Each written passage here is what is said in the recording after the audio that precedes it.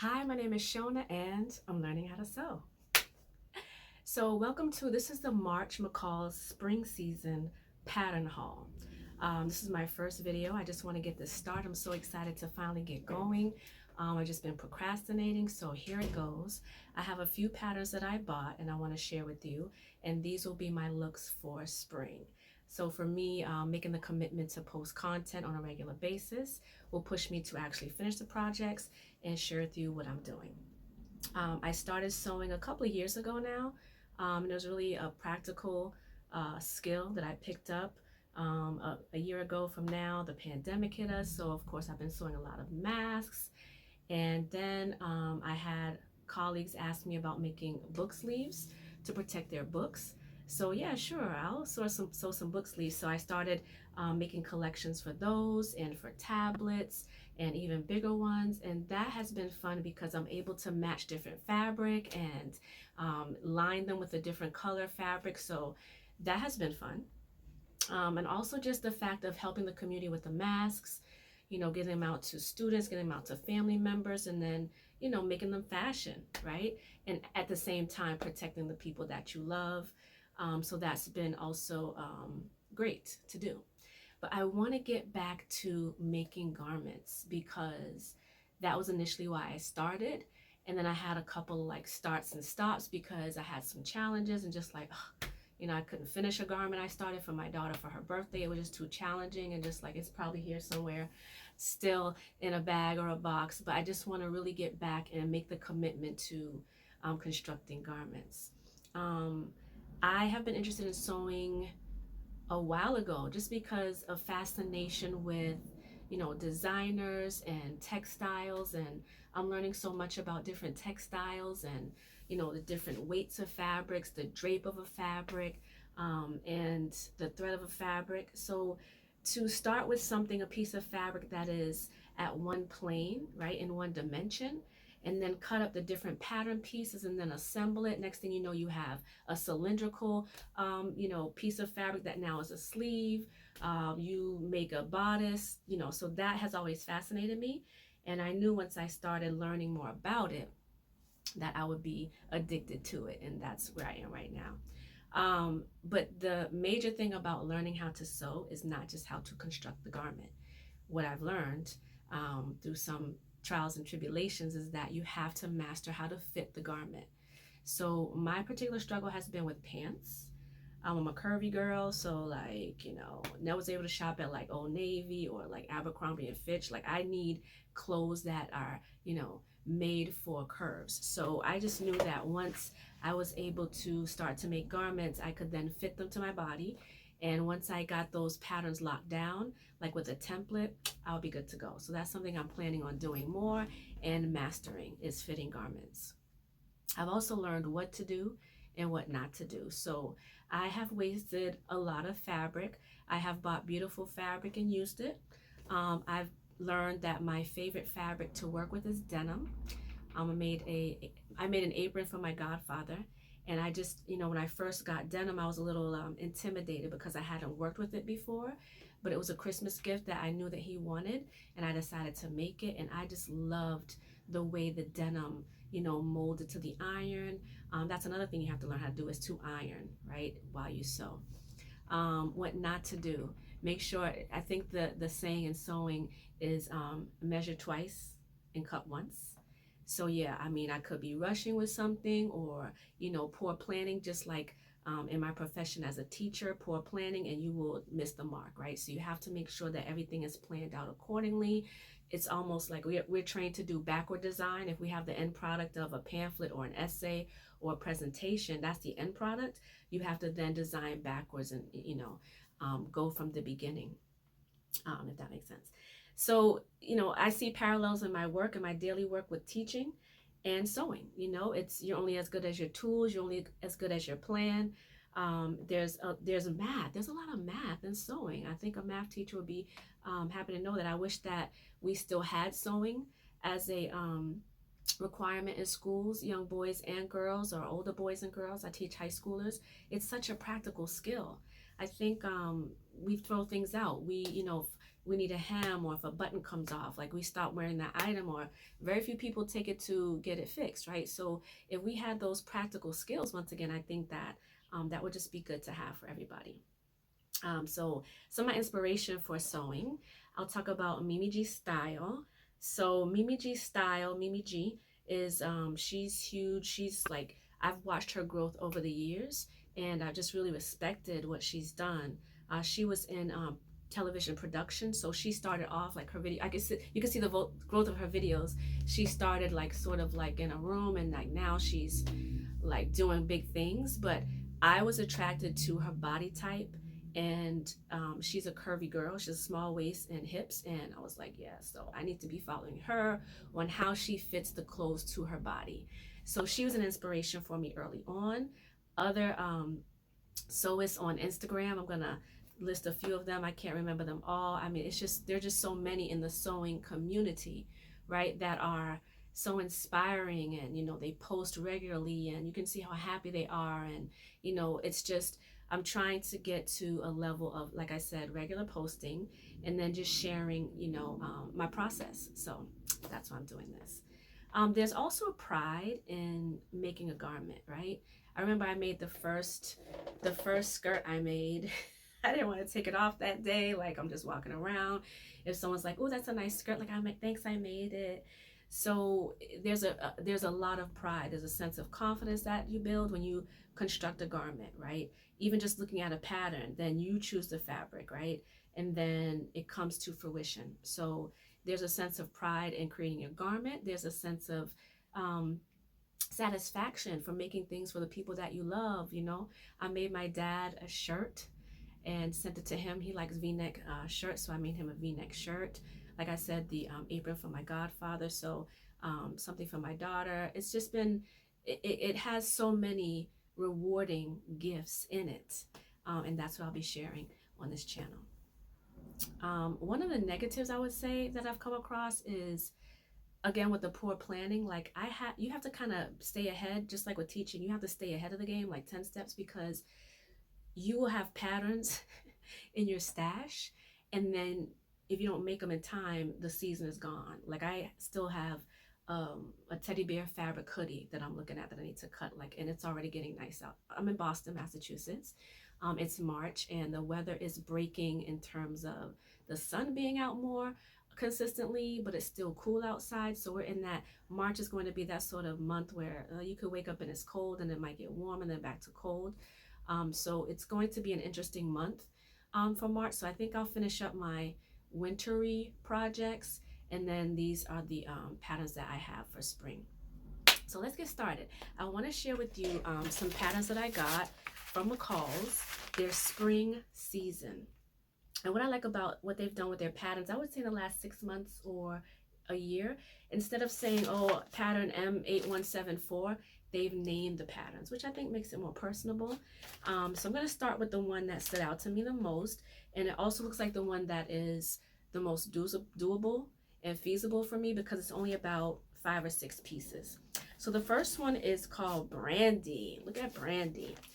So any pattern that you get, you're going to get about 3 different views. So if you think about it, you're going to make this 3 times. You can make it in different fabrics. You can make it in different lengths. I mean, there are just so many ways. People hack patterns all the time. I haven't gotten to that point yet. I'm still trying. I want to make everything once or twice or 3 times, and then I'll start hacking and messing around with it. But the first one is Brandy.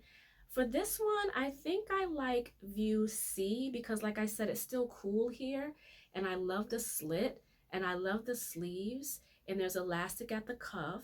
But look at it, it's about 5 pieces. I like the line art in the back. It looks like it's about 2 sleeves, a front and a back panel, and then 2 panels on the front. Like, this is doable. And then it says it's an average skill level. So look forward to me busting out in the C, even the A.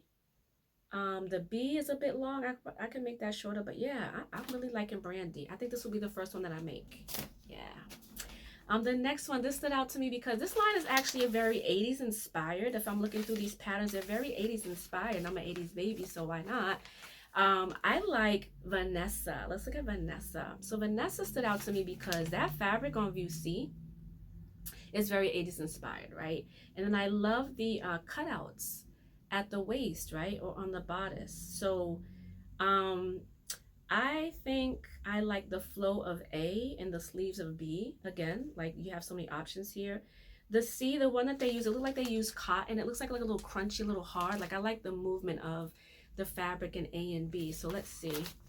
You could use crepes, georgette, cotton blends, and challis. So yeah, that's another thing. And then so in terms of, this is an easy one, it says, and in terms of the skills that I'll be using for this pattern, invisible zipper, which I've not done yet, and 2 hooks and eyes. I've not done that. So these are another reason I got these is like, okay, I want to build on these skills, right? I want to take these. And I'm also taking the Sew It Academy from Mimi G. And like she has a very comprehensive, as a teacher, she has a very comprehensive curriculum, if you will, on each of the skills, like zippers,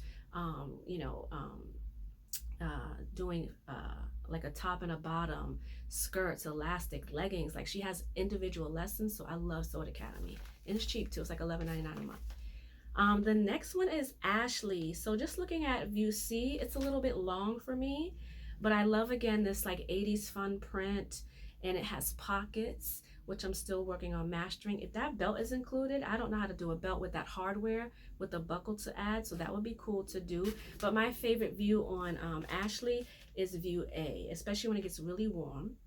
Now, me personally, I don't love button down things. I like seamless, smooth lines on my clothing and dresses especially, but I'll try it. It's something new.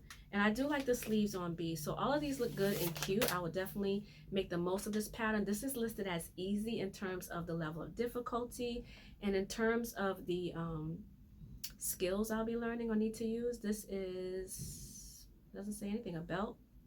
You can use poplin, cotton blends, linen, and sateen. So yeah, I might have to do a slide buckle, that's what it's called, buttons and elastic. So that doesn't seem really hard, but sometimes they say it's easy and it's not for me. Okay, the next one is Parker. Let's look at Parker. Parker is cool because this is a challenge for me because I'm not a blazer girl. You will never catch me in a blazer, but it's something I like. Let me try blazers. Like I would love to have like a white tee on underneath, or like a white t-shirt and like a hot pink blazer with the cuffs rolled up. Like I'm gonna try that this spring. So look at C. It's a short above the knee blazer dress, and then I like actually A. Yeah, I like the fabric. Isn't the line art great? Like they've been doing this great line art illustrations. Sometimes they would have like just one view on the front, but like this line art is really, I think it sells the pattern a little bit better because I can see that view A is a lighter, more breezy fabric. And then what I haven't done yet, I think they're called placards, like those, the panels in a blazer. I've not done that yet. Buttons again, belts again. So again, this would be really cute. Like this reminds me of like videos from the 80s. So let's see what the skills are on this one. It's listed as average skill set, and then I would have to do 7 snaps, hardware, and then 7 buttons maybe. But your materials are going to be your fabrics: crepes, wool blends, brocade, and jacquard. Yes, brocade and jacquard. Like I'm a Prince fan. Like I want to make a pair of his pants that have the buttons. Listen, okay, so that would be so fun. Okay, the next one we're going to look at is Aster. Aster is a challenge for me only because I don't wear satin.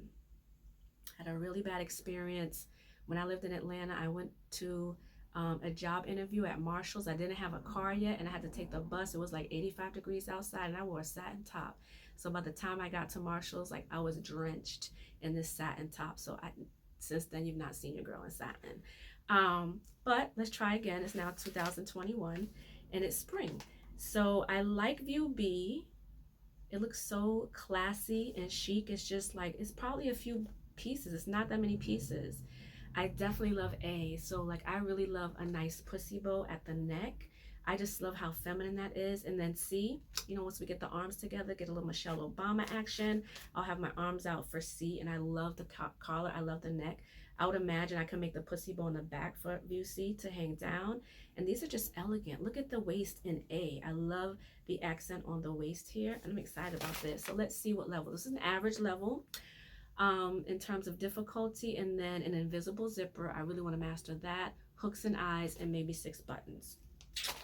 I'm excited. I'm just excited talking about these. Okay, and this is my favorite one. This is my favorite one out of the collection. So, the Bowery. Look at that.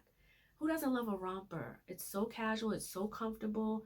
I can see me making view B. I would make like 3 or 4 of these once I get the first one down.